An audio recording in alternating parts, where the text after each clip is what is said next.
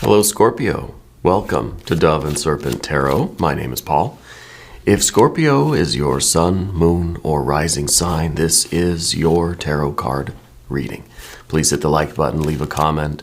Consider subscribing to the channel, especially if this reading resonates with you. It is totally free, does not cost you anything. If there's something you would like me to pray over or meditate upon or send positive energy toward, please let me know. Now, this is going to be a general reading, so try to be open and receptive to whatever may come through during our time together. I am merely the messenger, and I ask you to connect directly with each of these cards and use your own intuition to take you beyond the details that I might provide. And remember, Scorpio, that the most important part of any tarot reading is you. And we've got the Lover's card to start us off. Very good energy. This is a union. This is a kind of, this is an inspiration, right? We're feeling so inspired by something. We're feeling so in love with something that we want to commit to it, that we want to give it everything we have to the exclusion of everything else, right? It could be a romantic relationship. It could be a sense of purpose. This could be the new job. This could be the new lifestyle. This could be the new workout routine, or the new focus on health and fitness and well-being. This could be that new art project, the new endeavor, right? The new thing for you. And I feel like it's captured your heart almost entirely. Well, let's put it into some context with a few other cards here. We've got a Six of Wands. Very nice. I feel like you plus this other thing equals power couple, right? Six of Wands. Two of Pentacles. Five of Wands. Ace of Pentacles. And a six. Interesting with the sixes here. Six of Swords and this Ace of Pentacles. I feel like this is really that the two of you are greater than the sum of your parts, right? And that you and this other thing really are creating a new path. You're doing something new. You're transcending, you're innovating, you're inventing. We also see that there's a really, there's a solid plan for the future, okay? Now, this could be that romantic relationship, of course. It could be, like I said, it could be you and the job. It could be you and this new, it could be you and the universe. Here's the universe card. And the Star. Oof, nice. And the Ten of Pentacles. And the Three of Cups. The Ten of Pentacles is in the position of what we don't want, though, right? So it's kind of, we don't want wealth. No, let me rephrase that. We don't want empty wealth. We don't want stuff, money, just for the sake of having it. It's kind of a means to an end, right? And the end here is the Three of Cups. Abundance, celebration, family, love, joy, pleasure, bliss, right? Healing, helping, compassion. All of these things, I think this is what you ultimately want. And yeah, the money's going to be a nice way to facilitate that. But you don't want money just for money's sake, right? It's a tool for you. It's a tool for you to create this best life, this celebration, this sense of togetherness, right? All of this love and compassion that you have in your heart. It's a way for you to express that. It's a way for you to build a life that is going to be very rich and wealthy in that kind of love, compassion, connection, right? So you plus this other thing really are starting on this very serious path, okay? And I still think it could be you and a partner of some kind. Could be a romantic partner, could be a business partner. It could be you're teaming up with this new company or corporation or this new local business that you're getting involved with, or a charity or a community organization, right? It could be you and an idea. It doesn't have to even be anything concrete. It could be you in this, well, let's look in the position of the environment. We've got the Star card. Either way, you are committing yourself to your destiny. You're committing yourself to what you perceive, what you conceive of as your fate. And there's a dedication here. There's even an obedience to what Spirit is bringing forth to you in your life. Yeah. Because Spirit is illuminating not only what's going on within you, and I think that's kind of the past. I think we've done that. Spirit is now illuminating the path forward for you. And the path forward is filled with riches, right? There is money there, but we have to realize that the money is just a means to an end. We don't want to stop here. This is the false goal, right? We might start calling this position the kind of false goal of things. But it really is the card we don't want. It's kind of the obstacle. We have to use this as a tool to get to the real beauty and love and that spiritual connection on the other side of all the wealth and the money, right? This is just a bridge. This is a link. This is a tool. Okay. Now let's select a mystery card, bonus card, confirmation card. This is a random card from the Smith-Waite Tarot. This is the factor infinite and unknown. And we're just, well, I grabbed two. We're going to use two. I'm not going to put it back. So we've got two mystery cards there. We're going to put the frog right on top. We're not going to look at those cards until the very end. And, hopefully they'll tie everything together and give us our confirmation at the end of the reading. If you want to venture a guess or a prediction about those cards, go ahead and leave that in the comments. I think we should do it together. I always say this. It's good to exercise our intuition. Practice never hurt, right? So I think we should do that together as a group exercise. All right, let's look around the room here. We've got major, major, major. 3 major arcana energies. And it's kind of this really an implicit idea here that your commitment to Spirit, to your fate, your destiny, to your path, however it may be manifesting, right, with the earth energy, your commitment to your path gives you this feeling that the world is endless, that the universe is infinite, that there is no limit to what you can achieve. So this is it's not a restriction. We kind of look at it as I'm committing to something, which means I'm excluding everything else. And it feels like our world got smaller, right? Because suddenly my path is here and not all over everywhere else, right? So it feels like a restriction. But what you're realizing is that this is not a restriction, but it's an expansion of your consciousness. It's an expansion of your freedom. It's removing all limitations.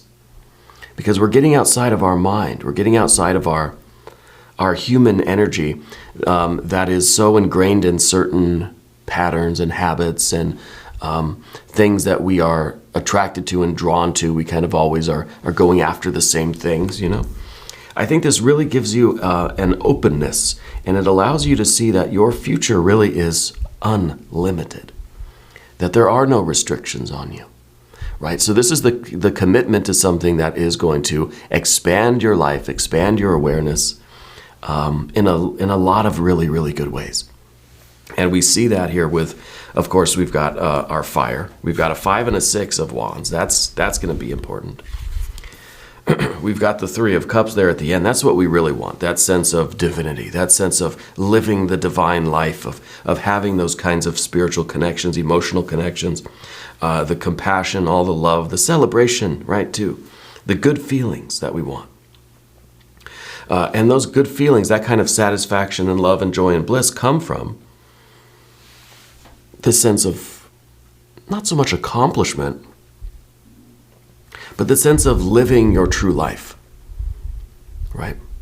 The sense of being who you are. And there is a lot of accomplishment that's coming with that. We've got the 10 of Pentacles. But that's not where all the joy comes from. The accomplishments are just a means to keep the thing going. It's, just to keep the fuel in the engine, to keep the train running forward on the tracks, So we have the water energy, of course. We've got a little bit of air, and the air we have is perfect. It's organized, right? It is, it's in harmony. It's balanced. Right? It's not chaotic. We've managed to pull some sense of order out of the chaos.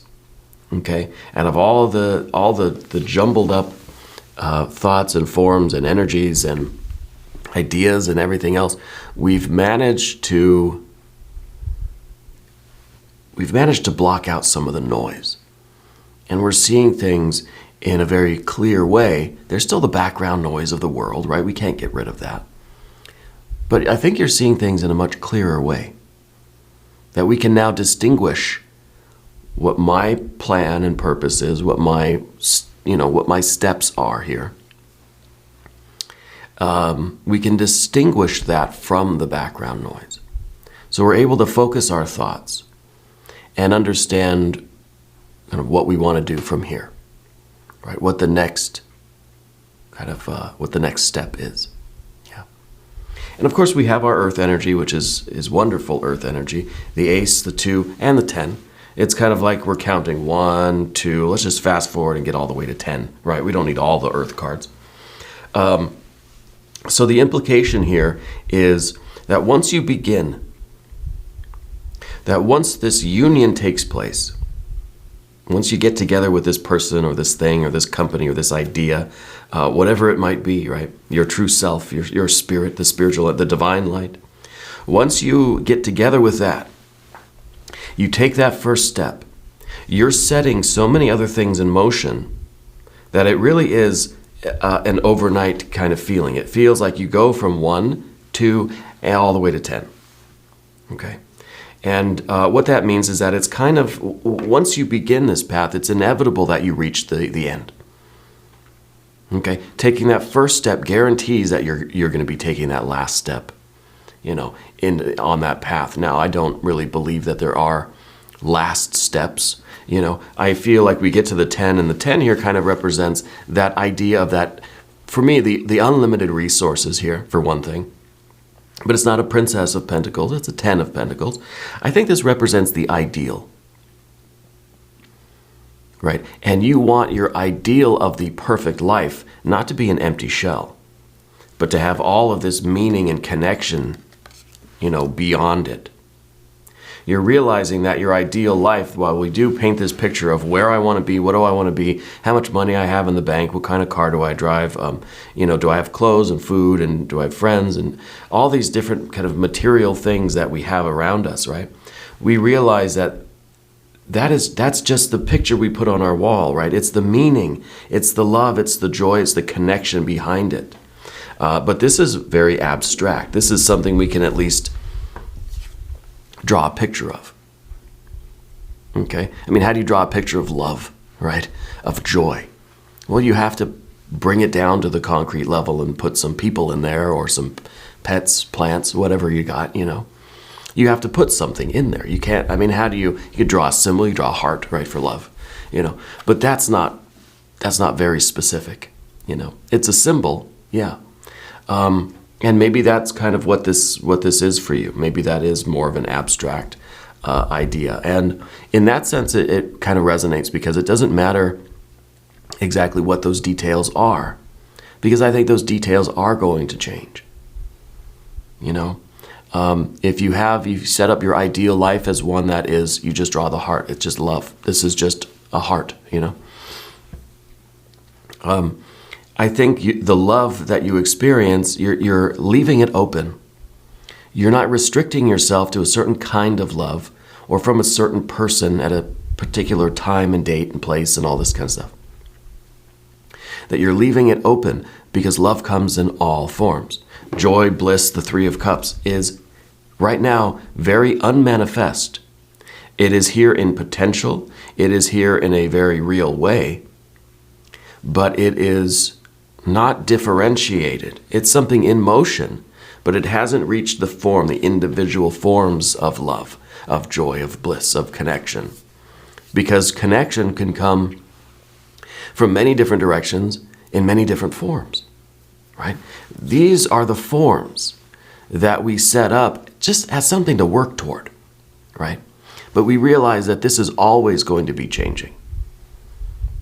The further we get down the tracks, the more this is going to change and look differently. Some things might always be there, but I think it's our vision of wealth, our vision of our ideal life is going to change and grow and evolve as we do. And that, of course, is part of this 2 of Pentacles. This is change. But I think really it's the point where we set out on the path and things really start happening for us. We commit to this thing. Once we really make that solid commitment, we realize that the 3 plus the 3 does not just make a 6 of wands. It makes something greater than that, right? It creates this sense of a team, right? That there's no, what do they say? There's no I in team, right? The team is more, is capable of more, is more creative, more intelligent, is stronger than just you plus the other person in the team, right? And so very often we're in a team, but it's really just a bunch of individuals. Okay? So then it is just 1 plus 1 plus 1 plus 1 plus 1. That's the team. That's it. But you are experiencing this idea of a real collaboration. The teamwork in the real sense of the word. Right? A togetherness. A joining of forces, an interlocking of energies. See, these cards are sort of interlocked, right? Meshed together. It's not just a team being 2 people and they're just kind of working side by side. It's a team where there is this harmony and things fit together. You have energies that complement theirs. They have skills and talents and energies that complement yours. And together the 2 of you are capable of so much more than either of you individually or even either of you side by side. There has to be the union, right? Now, let's talk about the 5 of Wands here in the past position. I feel like these are some issues that you're kind of bringing into the reading today, okay? And I feel like sometimes this is a striving, but I kind of wonder if this is even a little bit of anger or frustration at times. I'm getting the kind of impression that you have been easily frustrated in life. That it's something that you particularly want to work on is not getting so frustrated with things, especially in this idea of teamwork, right? Because we're going from a 5 to a 6. Now, the 5 is kind of a teamwork that's not really working, right? The team not working. There's conflict, there's friction, and sometimes that's good in a team, but sometimes it can simply be dysfunction. It's not the kind of conflict that we always really like and that we appreciate, and the kind of challenging each other to bring out these very transcendent ideas and, the progress. And I think that this is something that you're kind of actively working on. I feel like you're easily frustrated at the dysfunction of the teams that you've been a part of in life. Simple teams, the team between you and the dog, or you and your siblings, right? Or you and your whatever, your immediate family, you and the people at work. We're all part of a team, right? Whether we know it or not. And I think this is something that you're bringing forward into the reading today, is this idea of we're going to find this harmony. And it's something that you're actively working on, right? Trying to be that part of the team where it's kind of like, in this card, it feels like someone's trying to stand out.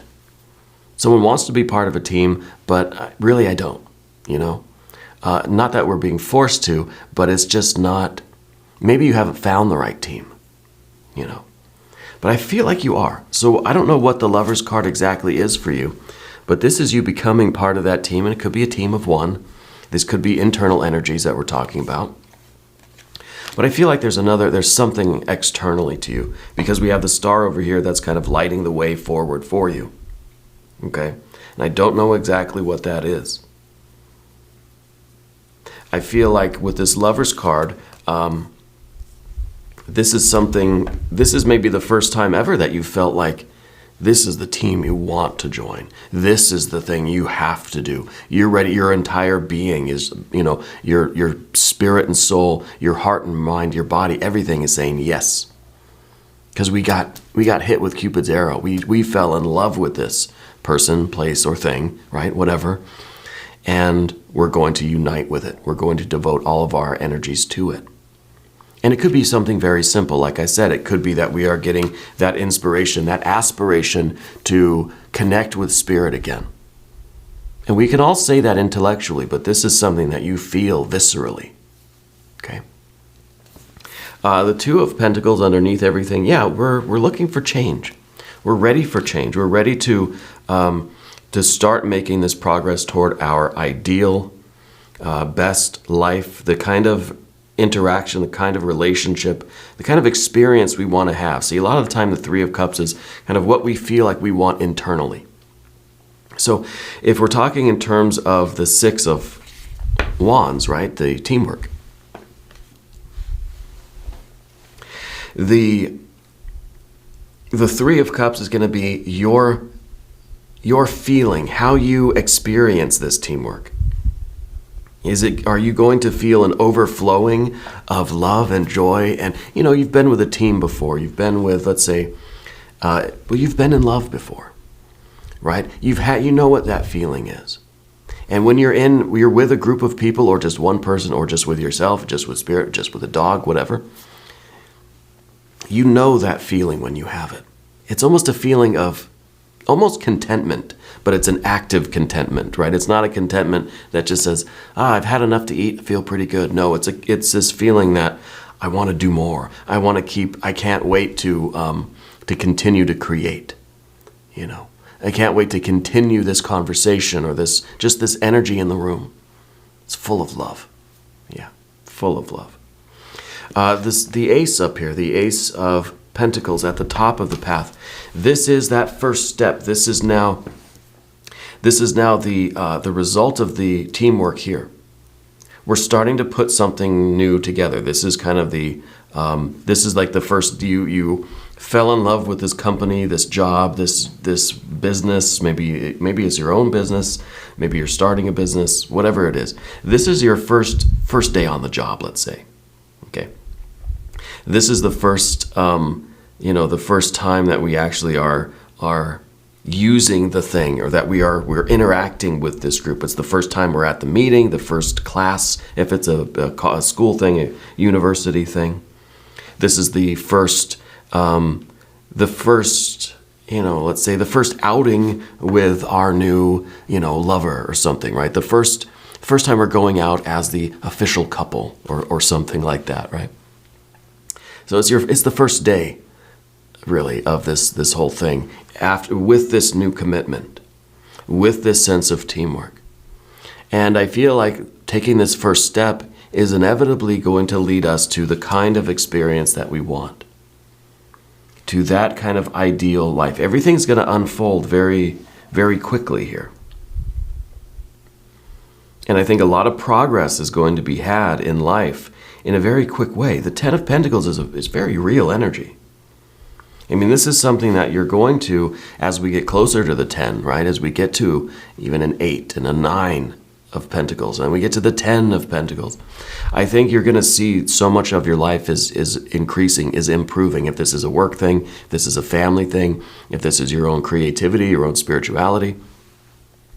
The first step, maybe it has felt like it's taken a long time to get here. Once you take that first step, the other feet will follow. It's going to go faster and faster, right? So whatever your version of progress or success is, depending on what you're exactly doing, it's going to happen quite rapidly. And you're going to see a lot of things are building up, a lot of things are growing, a lot of things are accumulating. You're going to see the progress. And you're going to see how this 10 of Pentacles keeps getting a little bit further away. Or not even further away, but as you get closer, it's going to stay, it's going to stay a couple feet in front of you always. You're going to be moving together like this, so you're never going to be quite done with life, right?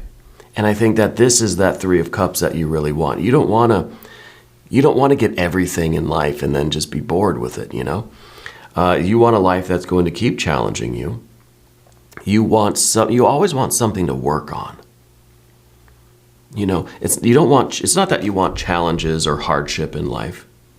No, you want to continually to improve things, though. You don't want setbacks. You don't want tragedy. You want progress. You want to feel as if, okay, there's a challenge in front of me, and I know that I'm strong enough, we are strong enough to push through this, Yeah, it's going to be hard. I might break a sweat, might get angry sometimes, but we're going to do it. And just that feeling of togetherness. And again, it could be you and the dog. It could be you and, the classmates or workmates or whatever, whoever it is, right? Very, very good energy here today. I want to look at the mystery card. Cards, too, plural. Obviously, I think I want to see an expansion of the Cups energy. I want to see a little bit more of that water. And that could maybe a 6, obviously, right? 6 of Cups would be extraordinary. A 6 of Cups and a 6 of Pentacles here would be the icing on the cake. And, maybe that's what we'll get. I feel like we're going to get, though, one of these cards is going to be a promise. One of them is going to be a little bit of a setback. Okay. If you have a prediction, I want you to put it down in the comments. Let's see. We'll do both together. Well, it's the Fool and the Knight of Wands. The Fool and the Knight of Wands. Maybe not a setback. Maybe a challenge, right? But which one? Which one is which, right? Which one's the promise? Which one's which one's the challenge here? Which one's the promise? Well, I think the Fool might be the promise, right? Because the Fool is really, it's kind of this happy-go-lucky energy. It's kind of just this, it's someone that is being carried by the wind, right? Someone that is being just pushed along gently by spirit. And it feels effortless. I almost feel that this person is just kind of just gliding, through life, like a ghost or something. It's it's a lightness, it's an openness, it's a freedom. It is not weighed down by baggage. It's not being squished by restrictions. It's not being burdened by frustrations. It's kind of light and open and even traveling lightly, right? Just that little knapsack there. We're not carrying a lot of past baggage with us in this situation. I think that we're very much looking forward, and it feels as if we're just kind of floating forward. It doesn't feel like there's a lot of friction, It doesn't feel like gravity is really holding you down. It doesn't feel like there's friction between you and the road that's slowing the car down. All of these forces that we have to overcome if we want to keep moving. Gravity, inertia, friction. I don't feel any of that with you. And I think that this is really the promise that, not that there isn't going to be any challenges. We're going to get to that in a second. But if this is the right thing for you, this partnership, this union, this marriage between you and whoever, this commitment, you will know that it is right for you because there will be this feeling of lightness and openness and freedom and this floating, kind of flowing momentum, like spirit is just kind of whooshing you forward, on the breeze. But that's not to say that there will not be any challenges. But it's kind of, even in the midst of challenge, we'll still have this smile on our face, like the Fool does. And that brings up the Knight of Wands. The Knight of Wands is fire on fire. This can be very impulsive energy. And I think sometimes this is going to be a little bit of that challenge. I said one card's going to be a promise, one card's going to be a challenge. This is the challenge. And really in this is the challenge of control. Okay? Because if we feel that we're kind of being pushed along by the breeze, it feels good for now, but what if it starts going too fast? What if it feels like we're on a runaway horse, right? Or a runaway train, right? We feel like we need to exert some sort of control, and the mind is going to try to do that. Your mind is going to say, uh-oh, things are going too fast. I don't have control. It's that point. I am trying to think of a good analogy that, isn't a dangerous analogy. When I was young, we used to do reckless things. We used to hold on to the side of a vehicle outside the door, pickup trucks, right? We'd be holding on to like the roll cage or something on the outside. And someone would be inside the truck, obviously, driving forward faster, faster, faster, faster. There comes a point where you kind of freak out and you say, okay, going too fast. I have no control. I don't know what to do. You don't jump off. You just hold on for dear life, right? And I think that this is kind of it. Like there's that moment where it's just we realize how fast we're going and how almost how little effort we've had to put into the direction of this thing. So we're trying to frantically stop the train. We're trying to frantically grab the reins of the horse and slow it down. You know? And I don't encourage any kind of, that was really, we were dumb when we were kids and with the pickup trucks and it was just, it was stupid. Don't do that. I can't think of a better analogy though, you know, and I'm sure I'm sure you could think of one, but it's that moment where we realize that we're going a little bit faster than we're comfortable with because we're going so fast that if I fell off now, I'd get hurt. And that's the moment when we realize, okay, now we've passed that speed where I could get injured if I jump off. And so now I don't have anything to do. I have no choice but to hold on. I can't jump. You know, I can't get off the ride. You know, it's that point, you know, on a roller coaster or whatever, when you realize the thing locks you down and this is it. There's no getting off of it now, right? And, you know, it starts to go faster and faster. And then there's that moment. It's different for all of us, that point in the momentum where we start to feel, okay, this is now I'm freaking out a little bit. And so I think that's going to be part of it. And it goes back to that Five of Wands, needing to have that control, feeling like this is just, I don't trust the team all the way, you know. We don't trust the horse all the way. So the big challenge is really to trust the team. It's horse and rider. The two have to act as one. And the horse and the rider together can do things that neither one can do on their own.